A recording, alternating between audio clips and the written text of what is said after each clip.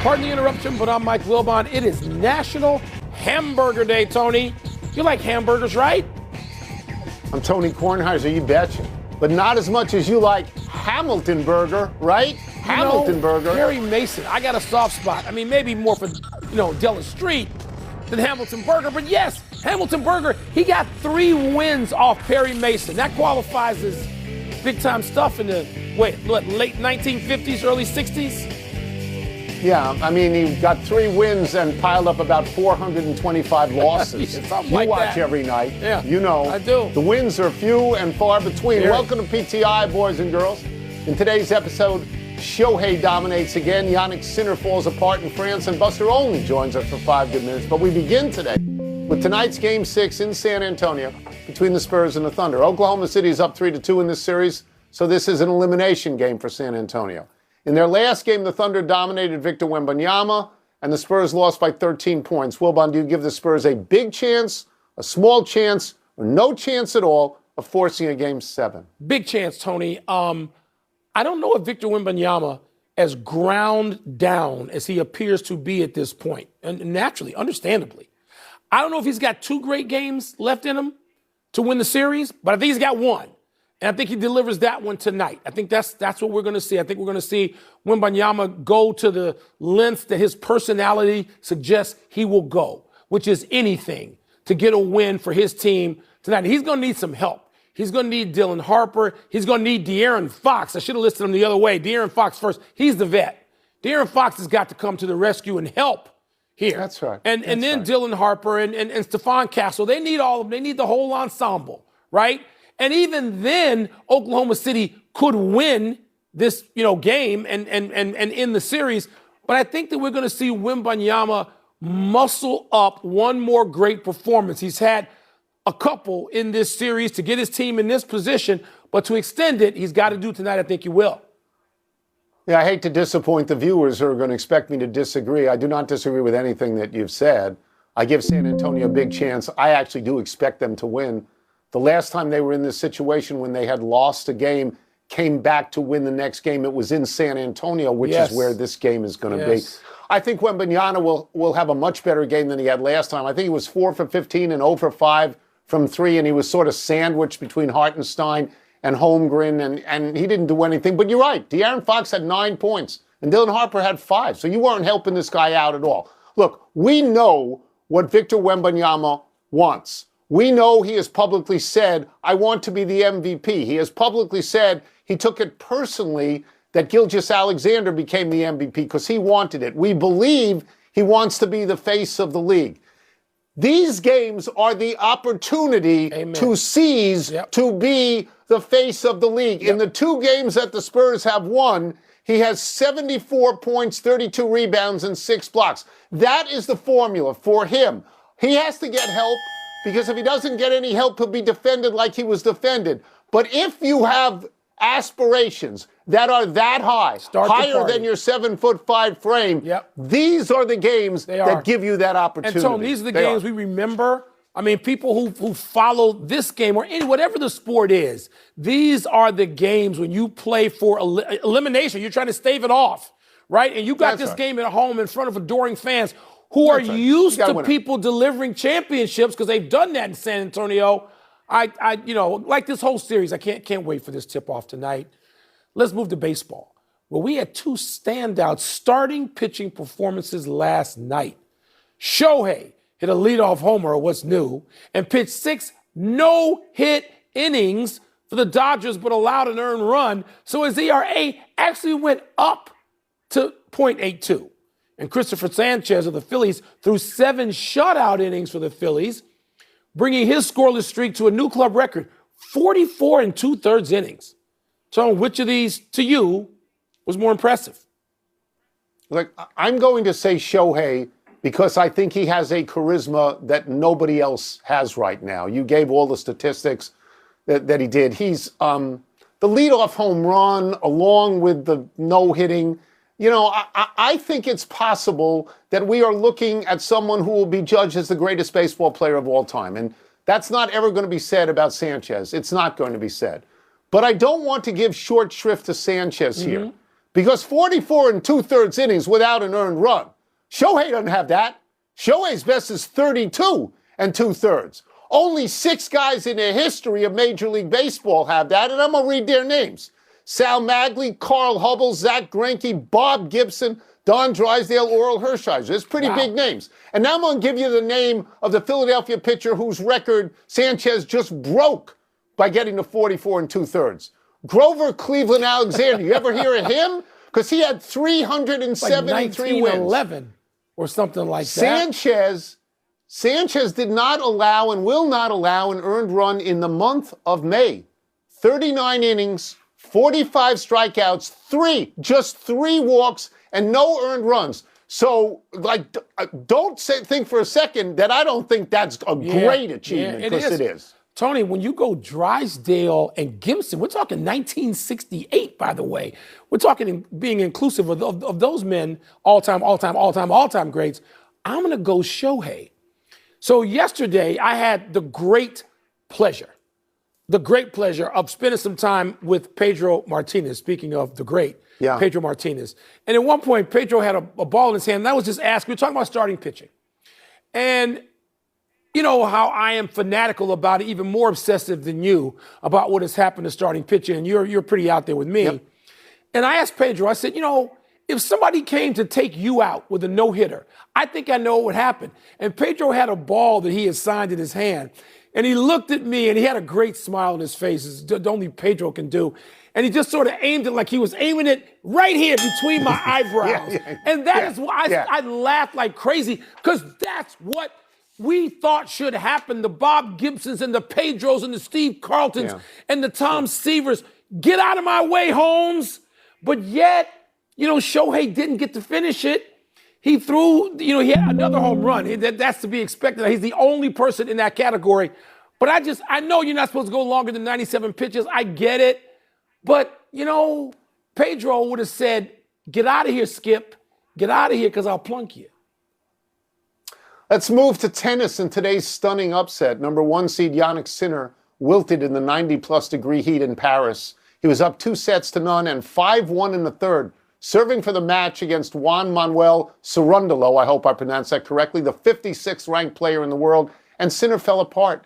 He needed medical attention at times. He lost 18 points in a row from that 5-1 lead in 18 of the next 20 games. He metaphorically and literally got cooked.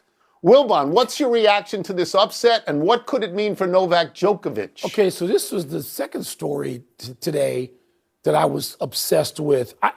Look, I've been in Europe a lot in summers in my life, and 84 degrees, I know that sends the Parisians, and don't even talk about the Brits, it sends them into a frenzy. If you get to 80 degrees, 84 and then 90 in Paris is a big deal. 90. And then 90 is a big deal.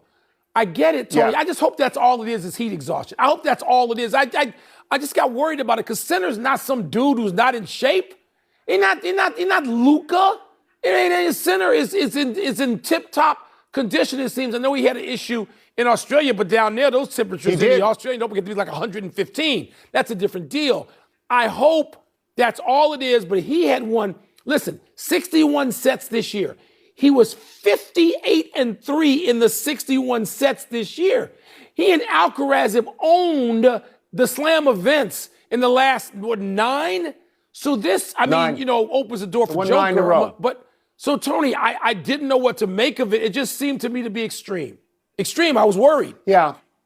I understand that. I'll take the Djokovic angle here. He's now the luckiest tennis player in the world. Because he walked into the French Open and Alcaraz wasn't in it because he was injured. Yeah. And now Sinner is out after 2 rounds because of the heat. So Djokovic is right now, he's got a clean path to the top at the moment. He's 39 years old, but he appears to be spry right now. He's played 2 matches. They both went 4 sets. He didn't seem to be exhausted by the heat, although he has called Roland Garros a cauldron of heat. I want to get to the personal reflections like you just got to before. I remember covering a Wimbledon, and the English, they stand online, they queue online, as they say there. They wait for hours to get in, and it was 85 degrees, and they were dropping.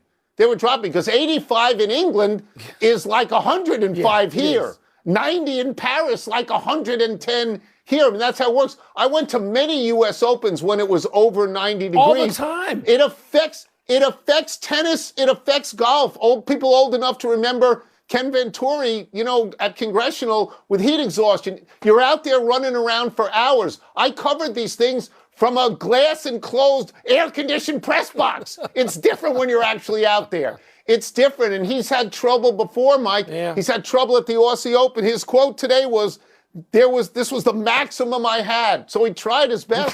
He did. Let's take a break. Coming up, could the Tigers really trade Tarek Skubal? We're going to ask Buster Olney. We'll also ask him whether the league plans to do anything about the lowest cumulative batting average in like 60 years. Tony, they couldn't live in Washington, D.C. We fry like an egg here all summer. All of our lives. We play golf every day. We've got baseball questions for our great friend, ESPN senior baseball writer and PTI Farm Bureau chief, Buster Olney, who's got his onions and his beets in the ground, and we're awaiting the potatoes. Let's start with this. Tarek Skubal will throw another simulated game on Monday. Do you believe that the Tigers will trade Skubal? Yeah, Tony, unless they bounce back in a big way, because they have been playing terribly. He will be traded before the trade deadline. Scott Harris, the head of baseball operations for the Tigers, is viewed by his peers as being objective. In other words, he's not going to go for a Hail Mary if the Tigers are way behind. And yes, Tarek Skubal, who's going to be a free agent in the fall, would bring back a ton of value. And if he is traded, pay attention to some of the usual suspects, teams like the Dodgers, like the Phillies. I think the San Diego Padres will be an interesting team to watch because obviously Skubal could be a difference maker for that rotation. All right, we got to go into an area now, Buster, that terrifies me. Even when the Cubs had won 19 of 22, the pitching injuries led me to believe then we could lose 15 out of 20. And we're headed there. What? In the middle of this losing now, after two 10-game winning streaks, what does the industry make of the Cubs? So people around the sport actually think the Cubs at heart are a good team, that they might have the best position player lineup in the game. Around the diamond, the offense that they have and the defense that they can play. But, Michael, here is the part of the Cubs which will eventually take them down, and that is in this era of high velocity and swing and miss. The Cubs rank 30th out of 30 teams in rotation velocity. In other words, their guys just don't throw as hard as some of the other teams' guys. They rank 27th out of 30 teams in strikeouts, and that's not part of a master plan.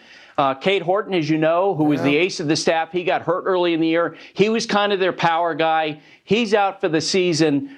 The Cubs are going to have to go out in the trade market and maybe trade for someone who can miss bats. Justin Steele not coming back anytime soon either? No, well, he might come back, but I don't think he's going to change that dynamic of the swing and miss being a problem for the Cubs. Ugh. Bad news all around. Okay, I got to get off that topic. Baseball's cumulative batting average, Buster, is at 239, the lowest since 1968. And we know historically what baseball did in 68, lowering the mound. Would there be changes? They just ride this out? You ignore it? What's the answer is if there is one? So, Michael, first and foremost, Major League Baseball has got a lot of other things on its plate. The upcoming CBA negotiations, well, actually, they just started this week. After that, they have to get new TV contracts. They've talked about expansion. So it doesn't look like any magic formulas coming down the path to try to fix offense. The last time we went through this, when they made rules restricting defensive positioning, they talked about having a pie slice behind second base where no fielder was allowed to stand. As time has gone on since they put in these shift regulations, you notice more and more infielders going into that area. I would not be surprised if they, at some point, put a regulation in where they don't allow anybody in that spot. But generally speaking, the pitchers are ahead of the hitters. Pitchers are throwing harder than ever, and hitting is more difficult than ever before. Wow. For those of us old enough to remember 1968 and Denny McClain and Bob Gibson, and baseball looked around and said, we can't have this. We can't have people winning 31 and people with an ERA of 1.12 for an entire season. We'll get you out of here on this. And you mentioned this before, alluded to it, the labor negotiations. They got started yesterday. Do you have any big picture thoughts on those? Yeah, it was interesting, Tony. It kind of made me chuckle a little bit. 15 years ago, Major League Baseball would reach out to you and say, our competitive balance is much better than what people think, because, of course, we would write about the biggest market teams dominating, it felt like, at the top of the standings. Well, now what we're hearing from Major League Baseball is we're hearing from our fans that we need more competitive balance. And let's face it, I think from the owner's side, you would love a system, and they proposed a salary cap where there's more cost certainty. And my big question on the union side is, can the rank and file hold together? If you remember the last labor negotiation, the union leadership put a recommendation in front of the players to reject the owner's last offer, and the rank and file bulldozed that because they wanted to go back to work. Certainly, the union is not as together as it was back in 94, 95 when they went out on strike for the last third of the 1994 season, and the World Series was canceled. Could be a new day. Buster, it's a pleasure to have you on. Thanks so Buster. much. Appreciate Love having it. you on. Thank you, Buster. Always love talking to you guys.